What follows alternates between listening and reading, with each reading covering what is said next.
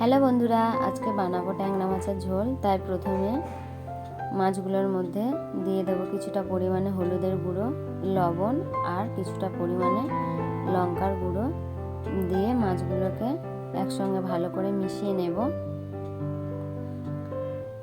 প্যানের মধ্যে দিয়ে দেবো তেল। তেলটাকে কিছুক্ষণের জন্য গরম হতে দেব।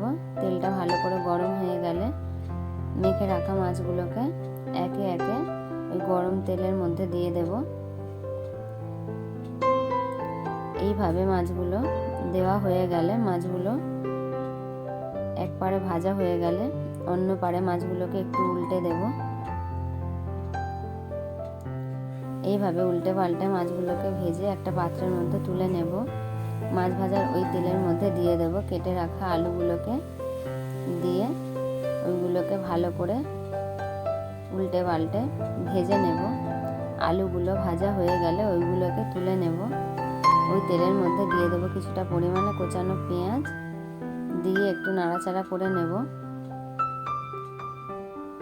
পেঁয়াজটা একটু ভাজা ভাজা হয়ে গেলে ওর মধ্যে দিয়ে দেবো কিছুটা পরিমাণে কোচানো টমেটো, দিয়ে আবার সবগুলোকে একসঙ্গে একটু নেড়ে চেড়ে নেব। তারপর ওর মধ্যে দিয়ে দেবো ভেজে রাখা আলুগুলোকে। তারপর ওইগুলোকে একটু নেড়ে চেড়ে নিয়ে ওর মধ্যে দিয়ে দেব পরিমাণ মতো হলুদের গুঁড়ো, পরিমাণ মতো লঙ্কার গুঁড়ো, আর দেব স্বাদ অনুযায়ী লবণ, দিয়ে আবার সবগুলোকে একটু মিশিয়ে নেব। মশলা যাতে পুড়ে না যায় ওর জন্য ওর মধ্যে দিয়ে দেব সামান্য একটু জল, দিয়ে আবার সবগুলোকে একটু কষিয়ে নেব। এইভাবে কষানো হয়ে গেলে ওর মধ্যে দিয়ে দেব জল, দিয়ে ঝোলটাকে কিছুক্ষণের জন্য ফুটতে দেব।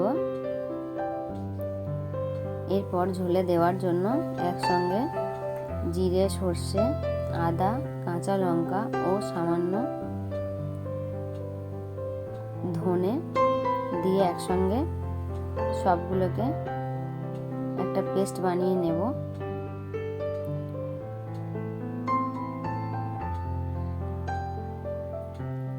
তারপর ঝোলটা ফুটে গেলে ওই পেস্টটাকে ঝোলের মধ্যে দিয়ে দেব, দিয়ে আবার একটু নেড়ে চেড়ে মিশিয়ে নেব।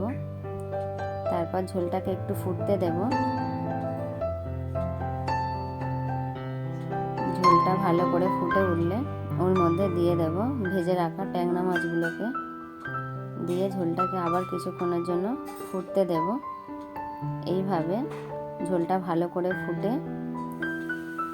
কমে গেলে তারপর ঝোলটাকে নামিয়ে নেব।